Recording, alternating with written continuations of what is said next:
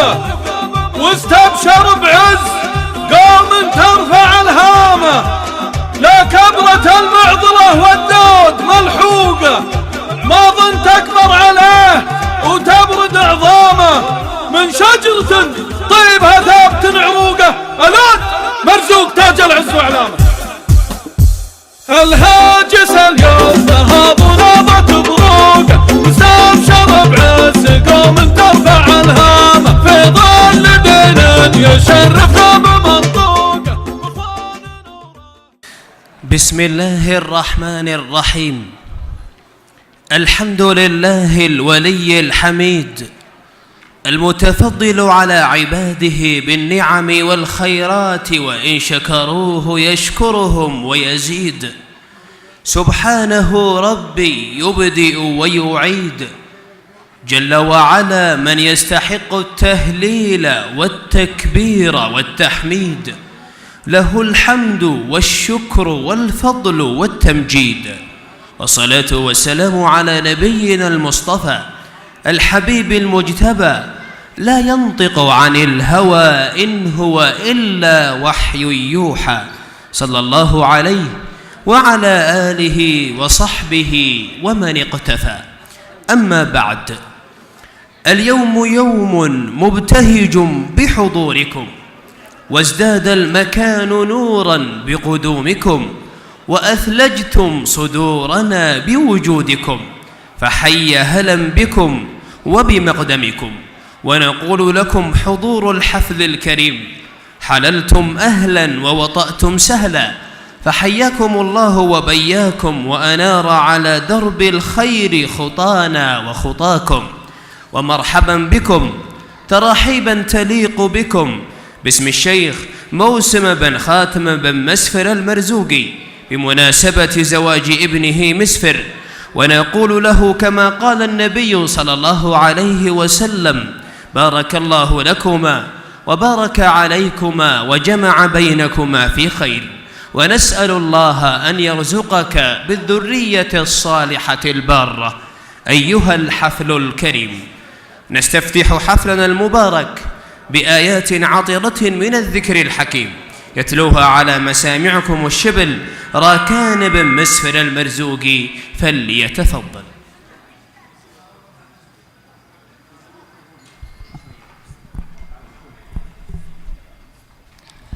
أعوذ بالله من الشيطان الرجيم. بسم الله الرحمن الرحيم. إذا جاء نصر الله والفتح ورأيت الناس يدخلون في دين الله أفواجا فسبح باسم ربك واستغفر إنه كان توابا.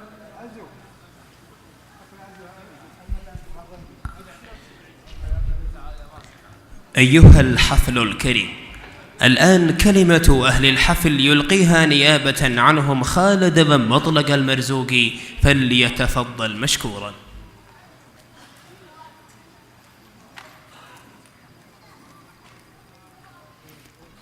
السلام عليكم ورحمة الله وبركاته، مساكم الله بالخير جميعا. بسم الله الرحمن الرحيم. الحمد لله وحده، والصلاة والسلام على من لا نبي بعده، سيدنا محمد صلى الله عليه وسلم. شيوخ وأعيان القبيلة، ضيوفنا الكرام، هلا يا مرحبا، ترحيب واضح مثل نجم سهيل، ترحيب نعم بها الرجال ولا نعددها، ابن خاتم مكلفني بها كل صبح وكل ليل، وموسم له فعول بينه ما حد بجاحدها. أيها الحضر الكريم، نرحب بكم أجمل ترحيب على حضوركم وتشريفكم حفلنا هذا، فمرحبا بكم ونحييكم بتحية الإسلام الخالدة، تحية أهل الجنة. السلام عليكم ورحمة الله وبركاته. فحللتم أهلا ووطأتم سهلا في ضيافة الشيخ موسم بن خاتم المرزوقي وابنائه، وذلك بمناسبة زواج ابنهم الشاب مسفر بن موسم المرزوقي، سائلين الله العلي القدير أن يبارك لعرسانا هذا المساء، وأن نقول لهما كما قال الرسول صلى الله عليه وسلم: اللهم بارك لهما وبارك عليهما واجمعهما في خير، والسلام عليكم ورحمة الله وبركاته.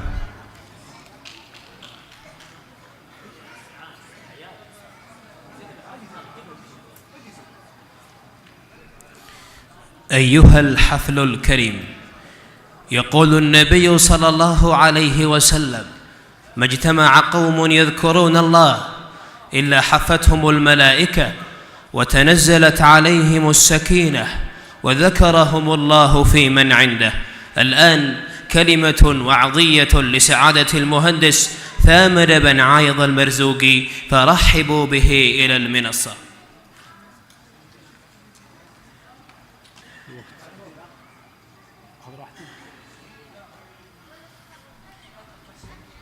الحمد لله رب العالمين، والصلاة والسلام على أشرف الأنبياء والمرسلين نبينا محمد وعلى آله وصحبه وسلم تسليما كثيرا. يا أيها الذين آمنوا اتقوا الله حق تقاته ولا تموتن إلا وأنتم مسلمون. يا أيها الذين آمنوا اتقوا الله وقولوا قولا سديدا يصلح لكم أعمالكم ويغفر لكم ذنوبكم، ومن يطع الله ورسوله فقد فاز فوزا عظيما.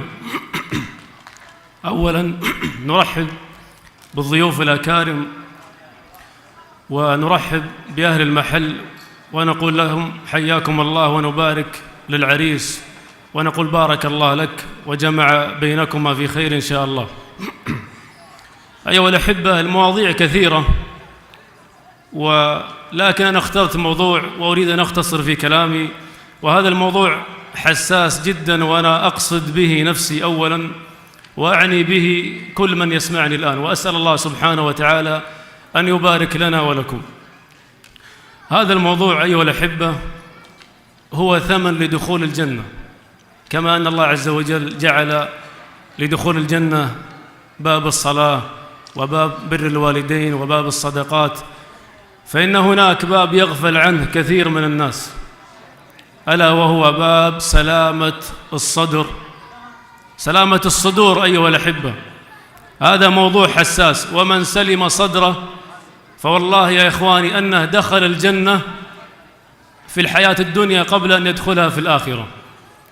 يقول سبحانه وتعالى: ونزعنا ما في صدورهم من غل إخوانا على سرر متقابلين. فالذي يسلم صدره دخل الجنة في هذه الدنيا قبل جنة الآخرة. أنس رضي الله عنه بن مالك كما جاء في الصحيح يقول: كنا جلوسا مع النبي صلى الله عليه وسلم، وتخيل هذا المجلس، النبي عليه الصلاة والسلام الآن جالس والصحابة حوله جلوس، ما أطيب هذا المجلس وما أطيب هذا الاجتماع.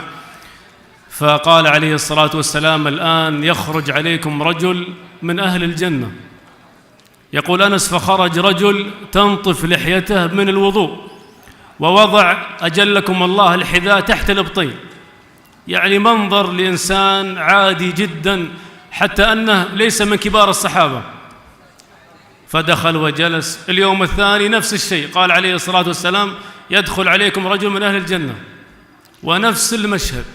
اليوم الثالث قال عليه الصلاة والسلام: الآن يدخل عليكم رجل من أهل الجنة، ونفس المشهد. دخل هذا الرجل اللحية تنطف من الوضوء ووضع الحذاء تحت الإبطين، فأتى وجلس بجانب النبي عليه الصلاة والسلام. فقال عبد الله بن عمرو بن العاص: لا والله حتى أعرف لماذا هذا الرجل من أهل الجنة. عبد الله بن عمرو كان عالم وكان عابد، كان يختم القرآن في يوم، ونهاه النبي عليه الصلاة والسلام قال: اقرأوا في 3 ليالي. لكن مع ذلك على هذا الاجتهاد ما قال أنا ضمنت الجنة، قال: لا والله حتى أعرف لماذا هذا الرجل قال النبي عليه الصلاة والسلام أنه من أهل الجنة. فذهب معه وقال: اسمع، صار بيني وبين أبوي مشكلة، فأريد أن أنام عندك 3 ليالي. قال: مرحبا وكرامة عين. فيقول عبد الله بن عمرو: نمت عنده 3 ليالي والله ما رأيت شيء، لا يقوم الليل ولا يصوم النهار، بل هو إنسان عادي جدا. كان إذا تقلب من الليل يقول سبحان الله، الحمد لله، لا إله إلا الله، فقط يذكر الله عز وجل. قال بعد 3 ليالي قال عبد الله بن عمرو: يا هذا، أنا سمعت النبي بإذني، سمعت النبي عليه الصلاة والسلام يقول أنك من أهل الجنة، ما هو السر؟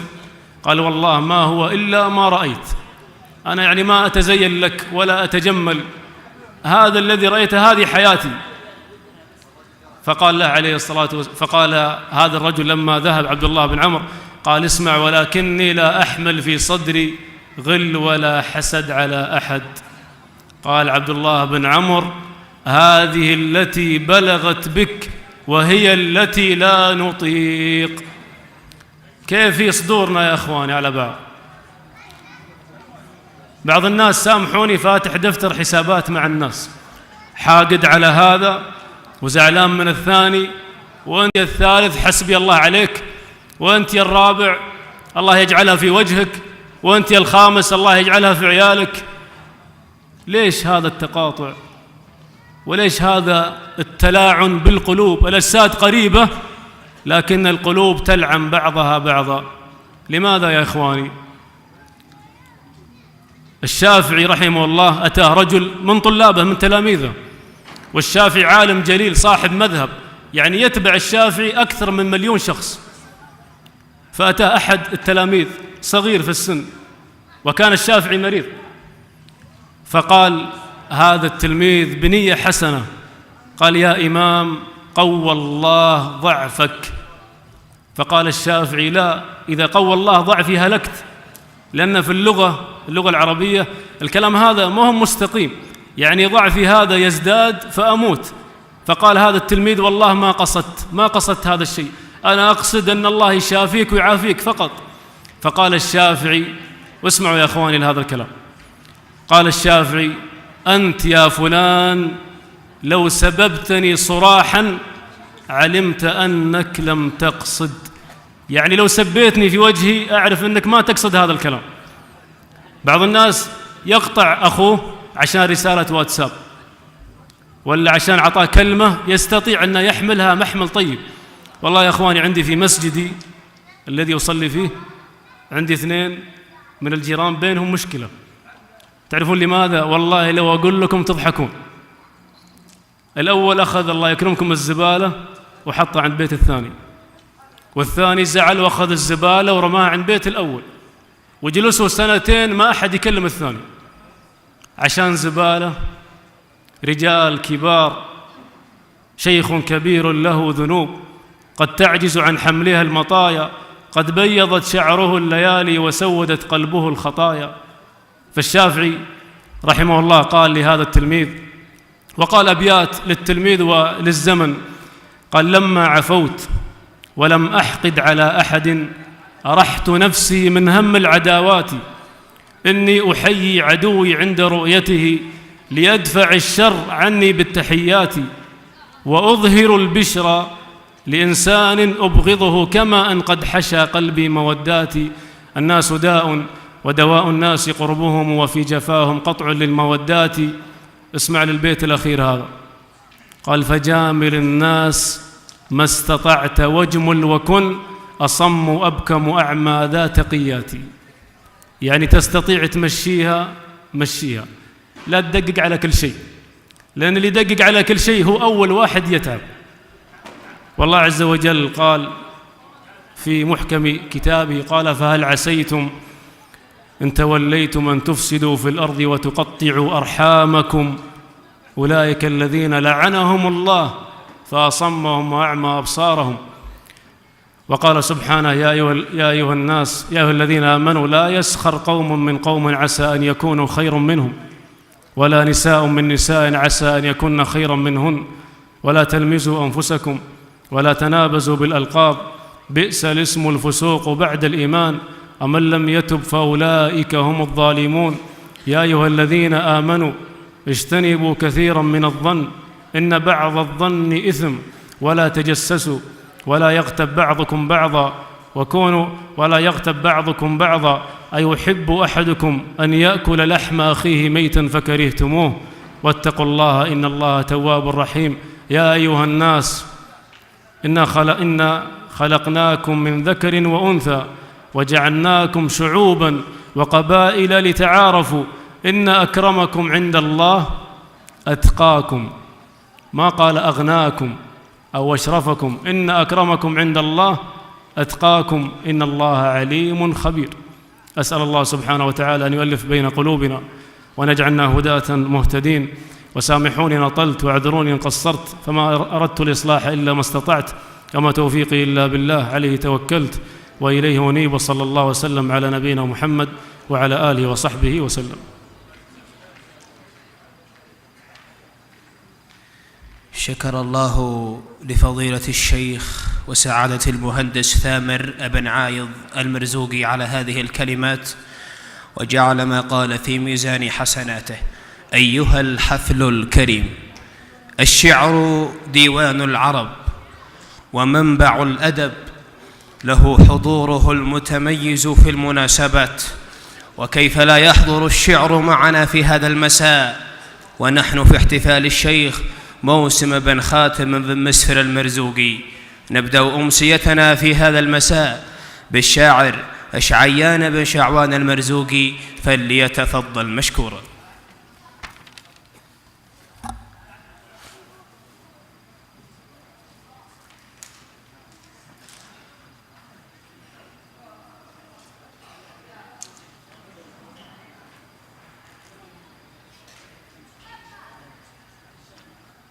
مساكم الله بالخير جميع، وكل عام وانتم بخير.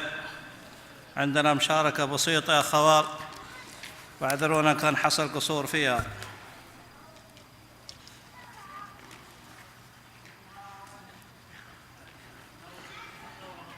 يا سحاب العز للعز وخصوص، بالوفا والطيب دني ورعدي، بمن رب الكون وجهت النصوص، صوم فالضيق عزي مسندي.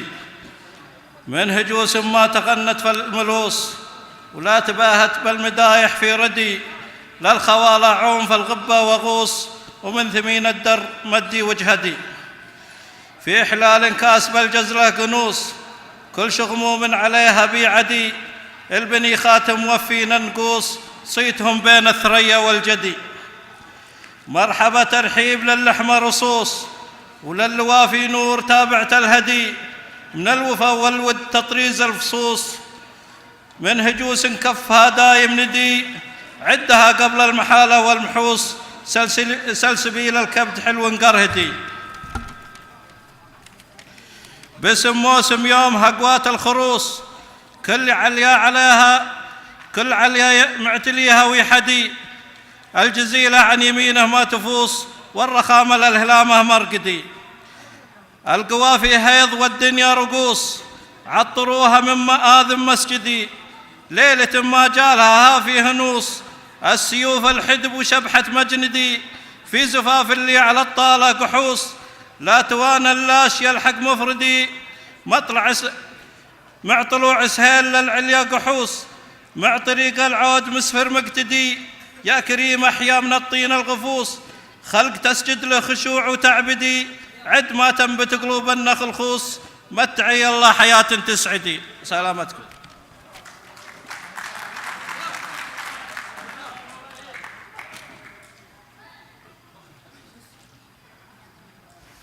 القصيدة الآن للشاعر سعدون بن سافر المرزوقي، فليتفضل مشكورا.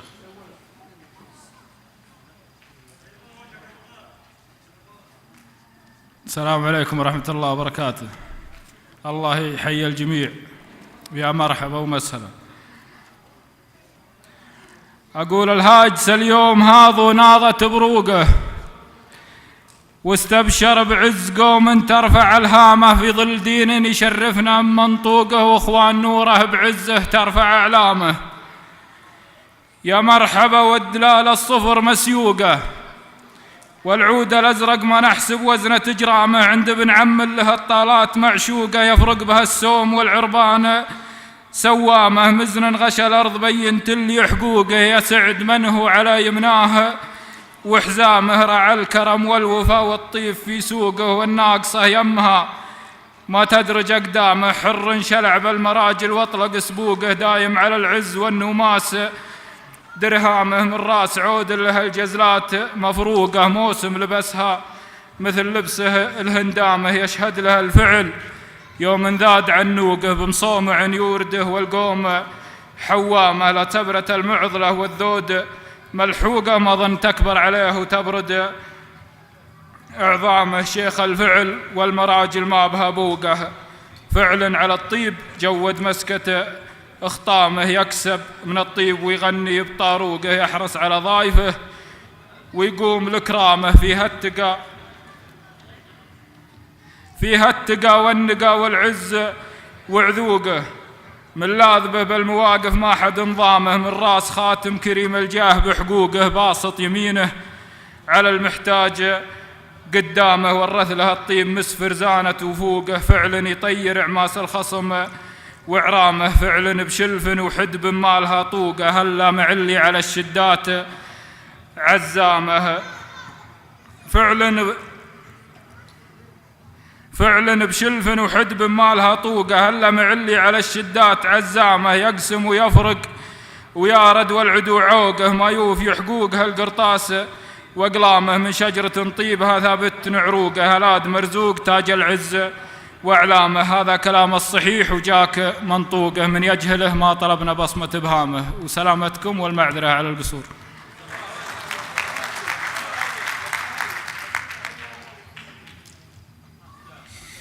أيها الحفل الكريم، القصيدة الآن للشاعر حازم بن عايض المرزوقي، فليتفضل مشكورا.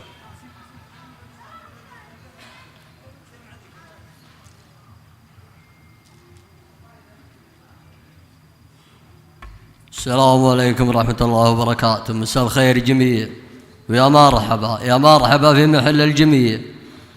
أقول من ديار خط سبيع سجل فكر قدام، من ديار خط سبيع سجل فكر قدام، على حفل ربع في المواقف تشرفني، هل الطيب والتقدير والعز والإقدام، وكل يعرف فعولهم دون ينشدني، هل الطيب والتقدير والعز والإقدام، وكل يعرف فعولهم دون ينشدني، بني خاتم اللي في المواقف ذرى وحزام، هل الوقفة اللي في المجالس تنومسني، بني خاتم اللي في المواقف ذرى وحزام، هل الوقفة اللي في المجالس تنوسني، ويا مرحبا يا ضيوف جيتوا محل كرام، ترحيب باسمي واسم ربعنا تشرفني، شاعر ولا لي عذر عن ربيعين المقام، وانا دون ربعي كل موقف يمثلني، وسلامتكم واعذرون على قصور.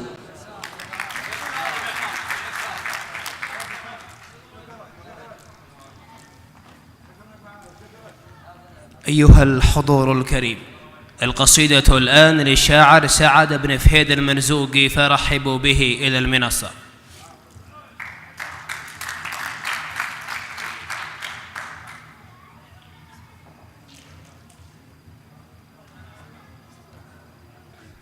مساكم الله بالخير جميع، وبارك لاخوي مسفر بموسم زواجه والله يوفقه. يقول اعوذ بالله منك يا كل وسواس، بعد رمضان وبعد زنا صيامه، الربع تدعيني وانا اقول لا باس، في لازم ربوعي عصبت العمامه، الربع تدعيني وانا اقول لا باس، في لازم ربوعي عصبت العمامه، عماق في ماني براعي تدساس، لهام تطغى على كل هامه، هاقف الربعي وقفة ترفع الراس، وقفة شرف مهب وقفة رخامه، اقف الربعي وقفة ترفع الراس، وقفة شرف مهيب وقفة رخامة، من شام مسفر طيب الراس والساس، جينا على حسب الوعد والتزامه، يا مرحبا واعداد ما هب نسناس، باسمه واسم شايبه راعي الزعامة، هذاك موسم ما له اشباهه، وجناس يسواه من يسوى يفداه من يسوى وجوده عدامه، هذاك موسم ما له اشباهه، وجناس يفداه من يسوى وجوده عدامه، فيها المدايح ما لها حد وقياس، يشهر بها من العارض اليقصى اتهامه، من عزوة ميقافها دوم وماس، من هلا عادي ما تبلى السلامة، سموى البقوم اليعتلى وقبل فراس، يا ويل من نرخي علاها الجامه عدوهم من تحت الأقدام ينداس ويزري حتى لا تشيله عظامه. قبل الحكومة تضفي ستار والباس قرامتني أحيها من قرامه. واليوم في حكمة بعيدين الأرماس على السعود أهل السطر والشهامة حكام للي فالوغى باسهم باس حرب على الأعداء سوات الرغامة. وسلامتكم.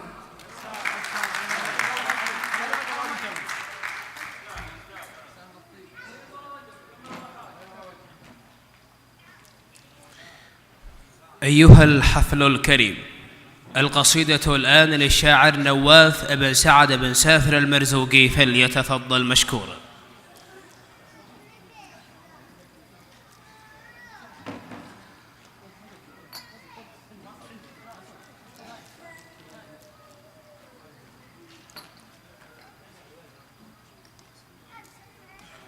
السلام عليكم، مسيتوا بالخير. أرحب وأرحب ويا الله حيهم باسم بني موسم كلهم وباسم بني خاتم. والمشاركة أقول يا هاجسي هات البيوت الثمينة، يا هاجسي هات البيوت الثمينة، خابرك تبدع بالبيوت العذية. دعاني الطيب وأنا له عوينة، أصوغ قافي لجل زبن الولية. يا مرحبا يا أهل الفعول الرزينة، على الشحم وبكار جرم الثنية، على هلا على هلا على دلال الحسينة، وعداد ما هلت سحب عقربية باسم القرومة للعقول الفطينة. عيال موسم محتمي كل هية، موسم وموسم جعل تبطي سنينه، وراعي الوقفات كفه ندية، من لابت يا سعد من هم يمين من هو زبينه، لدى الظهاري فوق روس العلية، من لاد مرزوق الدهاء الثهينة، لدى الفخر والعز والمقدرية. وسلامتكم واعذرونا على القصور.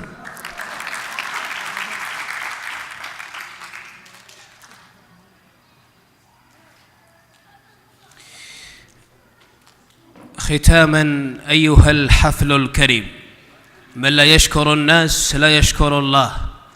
هدايا مقدمة من أهل الحفل لمن شاركهم فرحتهم هذا المساء، تكريم لسعادة المهندس ثامر بن عايض المرزوقي.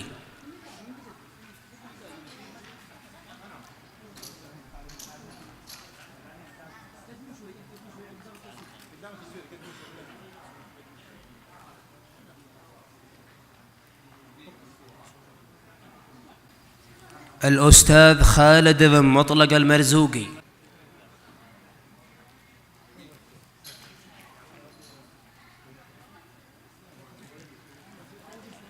الشبل راكان بن مسفر المرزوقي.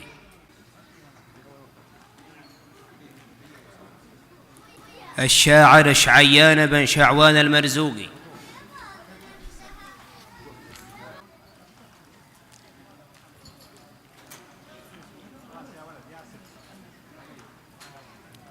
الشاعر سعدون بن سافر المرزوقي.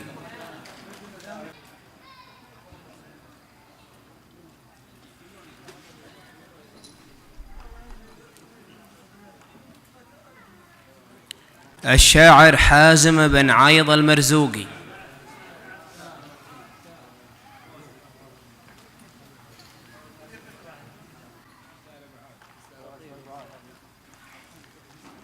الشاعر سعد بن فهيد المرزوقي.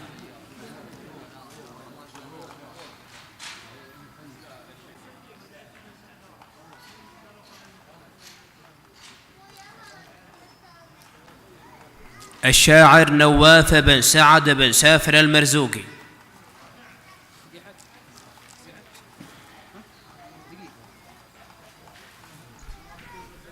تكريم للإعلامي ماهر بن سلطان العصيمي. استاهل التكريم أبو سلطان.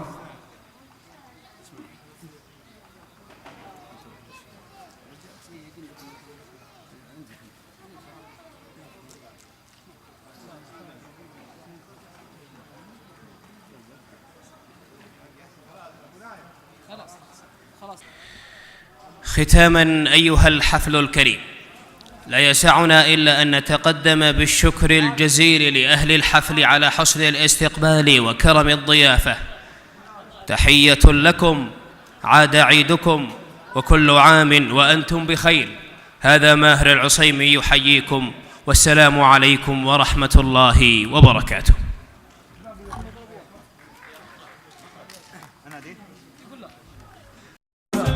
الهاجس اليوم هاض وناضت بروقه، واستبشر بعز قوم ترفع الهامه، لا كبرة المعضلة والدود ملحوقه، ما ظن تكبر عليه وتبرد عظامه، من شجرة طيبها ثابت عروقه، الود مرزوق تاج العز وعلامه.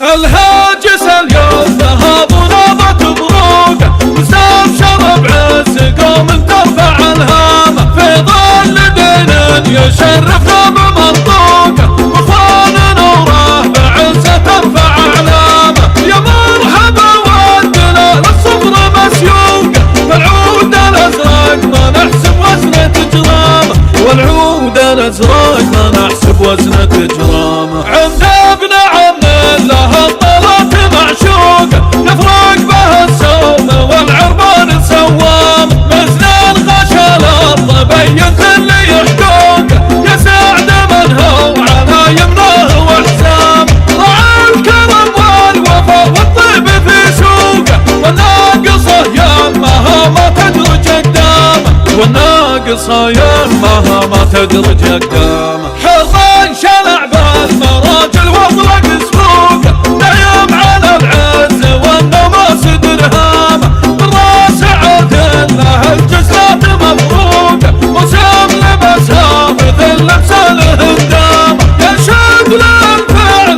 يوم الذات عنوقه، بمصومع يورده والقوم حوامه، بمصومع يورده والقوم حوامه، لا كبرة المعضلة والذات ملحوقه، مظن تكبر عليه وتبرد عظامه، شيخ الفعل والمراجل ما بها بوقه، فعلا على الطيب جود مسكة خطامه، يقسم من الطيب ويغني بالطاروق، يحرص على ضايفه ويقوم الكرامه، يحرص على ضايفه ويقوم الكرامه، فالتقى والنقى والعز وعدوقه، من لاذبه بالمواقف ما حد انضامه، من راس خاتم كريم الجاه بحقوقه، بصوت يمينه على المحتاج قدامه، والريث له الطيب مسفر زانت وفوقه، فعلاه يطير عماس الخصم وعظامه، فعلاه يطير عماس الخصم وعظامه، فعلا بش الفاف وحد بما لها طوقه، الا مع اللي على الشدات عزامه، يقسم ويفرق ويارد والعدو عوقه،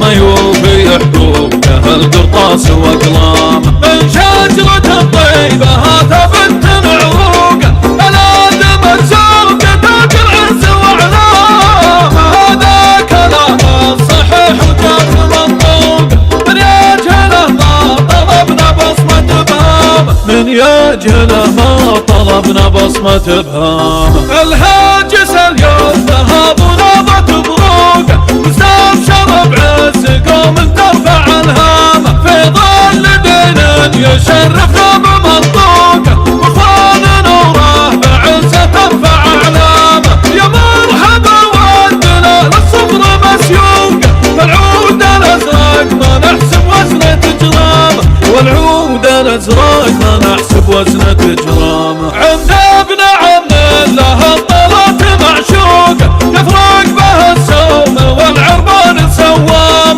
مزنان غشى الارض بين كل يحقوقه، يا سعد من هو على يمناه وحسام، ضاع الكرم والوفا والطيب في سوقه، والناقصه يمها ما تدرج اقدامه، والناقصه يمها ما تدرج اقدامه، حران شلع بالمراجل واطلق سفوقه، نعيم على العز والنماس درهامه، بالراس عدل له الجزلات مبروقه، وسام لبسها مثل لبس الهندامه، ينشد للفعل يوم الذات عنوقه، بمصومع يورده والقوم حوامه، بمصومع يورده والقوم حوامه، لا كبرة المعضلة